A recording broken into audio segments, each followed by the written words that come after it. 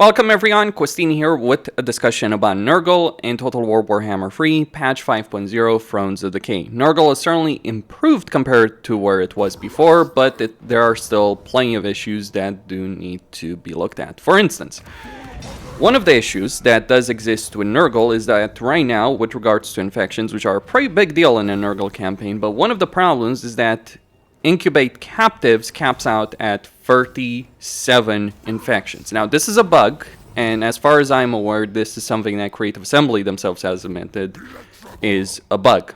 And it's a pretty serious bug that does have a very negative impact on your campaign. Because if you're getting fewer infections, it means you have fewer plagues. It means you have less unit recruitment. It means you can't get as many units as quickly as possible during the course of your campaign.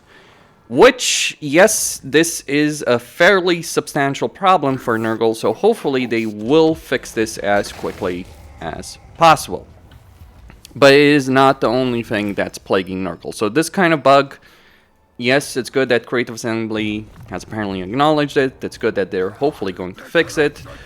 But there are more issues than just that. Though, to be clear, if they were to give us more infections, the impact this would have would be fairly significant, because it means you don't have to get as many toxic spores in your campaign. It means you can get more money means more troops, more infections means more troops. It has an outsized impact, because right now, even with all the changes, Nurgle still has financial issues and still has plague issues, so improving the number of infections has a major impact.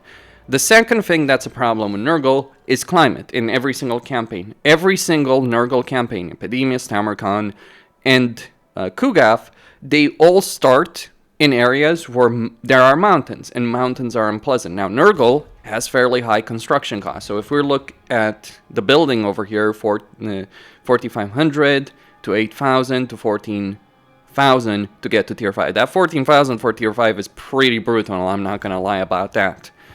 So having unsuitable climate is not great. Maybe lower construction costs for certain things like that would also be helpful, but certainly the climate situation is not great, especially because your victory conditions in Nurgle campaigns do require you to deal with mountains, or they require you to or you're in such a starting position where you're naturally going to fight factions that are in the mountains, and this is a pretty serious problem. So I do think that this is something that does need to be changed. It's a bit bizarre that Nurgle has frozen but doesn't have mountains, for instance. Magical forests, I can understand it. It's also bizarre that you have Ulf-1, which is supposed to be fairly unfriendly towards chaos, is suitable, but again, mountains are not. What exactly are in those mountains, really, that could be worse for chaos than Ulf-1, for instance? Magical forests make sense, some of the others make sense, but yeah, mountains are a particularly painful one. Like, look at this campaign. You'd want to go deal with Kolic. There's already mountain territory over here in Saber Mountain, and then one of your victory conditions is to go deal with Grimgor. Now that ties into another problem in a Tamarkan campaign, because one of the things you can do in a Nurgle campaign, actually in general, one of the things that is certainly available is the ability of vassalizing factions for diplomacy. Now, people have asked, how do you deal with Malice Darkblade as Epidemius? How do you deal with Grimgor as Tamarkan, all that? Well, the short answer is you fight them, and it's pretty hard, but the long answer is the best thing you could do is ignore the victory conditions and vassalize these factions, because it is very possible to vassalize these factions. It would be pretty annoying to do so. But what you do is you come here, you build a bunch of barracks, you wait 4 turns for those barracks to be built, you sell the entire path to the east to Grimgor, and you should be able to get the vassalization.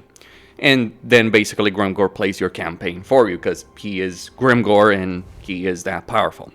So that is certainly that's certainly an issue.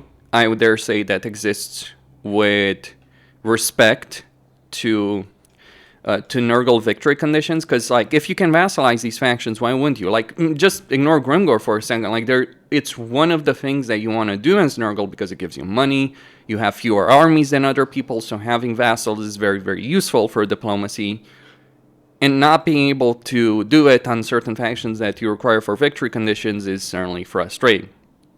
That's my perspective on that. So mountain climate would help, infections would help, victory conditions would help. Now on top of that, there is a final thing, and that's related to Tamarkan.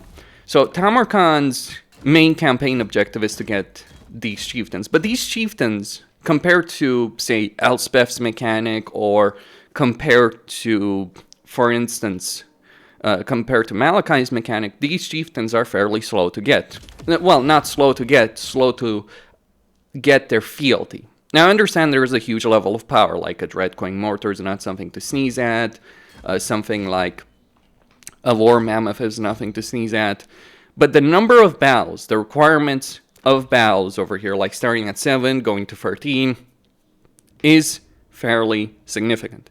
And hell, Kaisk is actually the better choice, because if you look at someone like Doombolt, he might require 20 settlements that get looted, fighting 20 battles against Skaven. So you're looking at dozens and dozens and dozens of turns to honestly even unlock these guys to begin with, first off. And then you're looking at dozens, because each of them takes 7 dominance. Then you're looking at dozens of turns to get their fealty. So you're looking at a campaign that at minimum you're looking at like 80 turns to actually do this progress. 60 at best if you're playing a very aggressive campaign potentially, but I would dare say like 70, 80 is going to be the norm.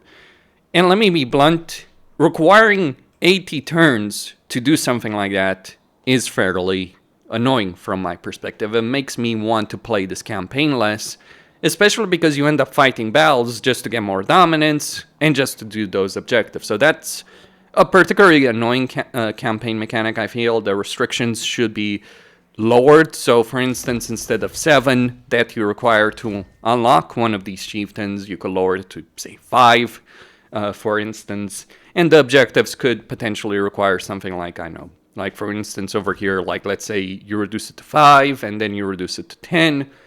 And for all of them, Kaisk does have fewer of them required, but you reduce these, you keep the unit dominance situation, because that's another thing. You'll be using less of these units because you want to unlock these chieftains as quickly as possible. If you add the units, you can easily be looking at over 100 turns to do this.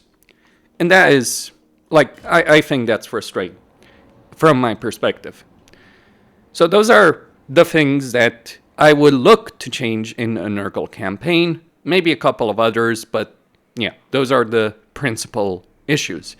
I would also add that maybe the barracks, when you're building them at tier 1, should be built faster. If you have to wait 4 turns to actually get the units, that's fine.